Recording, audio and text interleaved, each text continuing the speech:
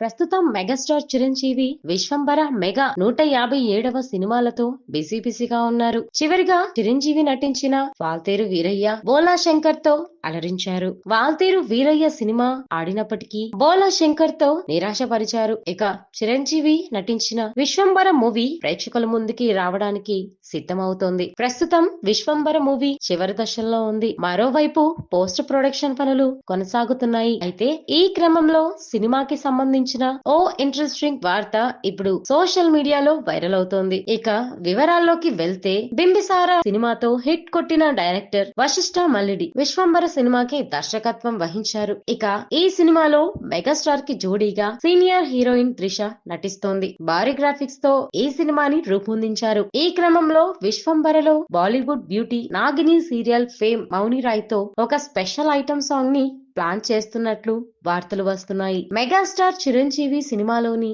రగులుతోంది బొగలి పొద అనే సాంగ్ ని రీమిక్స్ చేయబోతున్నట్లు వార్తలు వస్తున్నాయి. ఈ వార్తల్లో నిజం ఎంతుందో తెలియాలంటే ఇంకొన్ని రోజులు వేచి చూడాల్సిందే. దీనిపై మీ అభిప్రాయాన్ని మాకు కామెంట్ చేయండి. ఈ సినిమాని యువి క్రియేషన్స్ బ్యానర్ పై నిర్మాతలు వంశీ కృష్ణారెడ్డి, ప్రమోద్ ఉప్పలపాటి, విక్రమ్ రెడ్డిలు సంయుక్తగా నిర్మిస్తున్నారు. స్టార్ కాస్ట్, భారీ విజువల్, దాదాపు 200 కోట్ల వరకు ఖర్చు పెట్టారని తెలుస్తోంది. ఈ సినిమా సెప్టెంబర్ 18, 2025 విడుదల చేయనున్నట్లు టాక్ వినిపిస్తోంది. ఈ సినిమాలో ఆషికా రంగనాథన్, ఈషా చావ్లా హీరోయిన్లు కీలక పాత్రలలో నటిస్తున్నారు.